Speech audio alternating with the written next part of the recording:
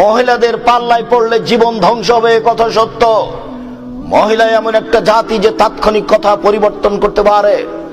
এই বোকা ছেলে, তোমাকে যেই অদা দিয়েছে সময়ে সময়ে জেনার সাথে লিপ্ত হবে, ওই অদাই কালকে তোমাকে ভঙ্গ করে বিপদে ফেলে তোমাকে কোর্টে জেলে উঠাবে। তুমি সাবধান থেকো। তোমাকে আরো সতর্ক করছি, আজকের পরে তোমার মোবাইলে যেন কোনো মেয়ের নাম্বার আর না থাকে, কোনো মেয়ের সাথে যেন আর তোমার কথা না হয়। তুমি জেনার প্রতিশ্রুতি দিয়ে তার সাথে চলছ। তুমি জানো না জেনা মহাপাপ, তোমার অবৈধ সম্পর্ক আজও চলছে। এই নারী তোমার ইহকাল ধ্বংস করবে, পরকাল ধ্বংস করবে, তোমার বংশকে ধ্বংস করবে, তোমার জাতিকে ধ্বংস করবে, তোমার বাপকে ডুবাবে, তোমার মাকে ডুবাবে, তোমার বংশকে ডুবাবে। তোমার সাথে কথা উল্টিয়ে দিয়ে কালকে তোমাকে জেলে দিবে। এর নাম নারী। আয় বোকা ছেলে, তুমি এখনো হিসাব করে দেখো, যেই মেয়েটা এখনই সব দরজা বন্ধ করে দিল জেনা করার জন্য, সে মেয়েটাই বলছে যে হাই তালাক, তুমি আমার সাথে জেনায় লিপ্ত হও। এইসব যখন বললেন না, আমি এই কথায় রাজি নই, এইসব বললেন মাআল্লাহ, আমি আল্লাহর কাছে আশ্রয় ভিক্ষা চাচ্ছি, তখন সে তার সাথে জোর করে জেনা করতে চাইলো। সে পিছন দিকে জামা ধরে টান দিল, হাতে তার জামা ছিঁড়ে থেকে গেল।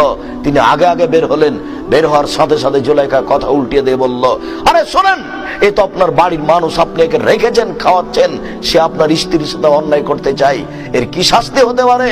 ও অন্যায় করতে চাইছিল, সেই তো অন্যায় করার জন্য অনেক কিছু কলা কৌশল করেছে।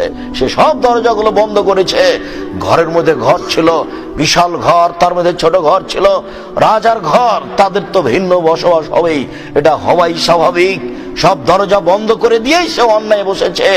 যখন ইউসুফ আলাইহিস সালাম আগে আগে বের হলেন, ও পিছনে পিছনে বের হলো, তখন কথা উল্টিয়ে দিয়ে বলছে যে আপনার স্ত্রীর সাথে অন্যায় করতে চায়, তার কি শাস্তি হতে পারে? আরে আপনি কি শাস্তি উল্লেখ করবেন? আমি জুলাইখা বলছি, একে যথাযথ পিটন দিতে হবে, নইলে জেলখানায় বন্দি করতে হবে। জুলাইখা নিজেকে ঢেকে রাখার জন্য কত কি করলো।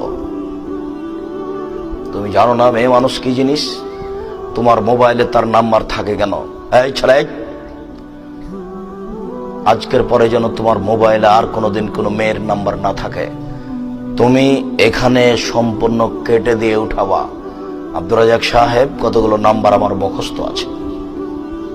আমি যখন একাই থাকি তখন দেখি ধীরে হাত চলে যাচ্ছে, যাবে, এ কথাই স্বাভাবিক। তোমাকে আজকে একটা কৌশলের কথা বলে যাচ্ছি, শোনো। আজকে যখন তুমি রাত্রে ঘুমাবা, তুমি মোবাইলটা লক করে শুয়ে গেছো, কিন্তু কিছুক্ষণ পরে দেখছো তোমার হাতটা ঠিকই মোবাইলে চলে গেল, লকটা খুলেও দিয়েছ, তুমি এখন নাম্বার টিপছ। এরকম একটা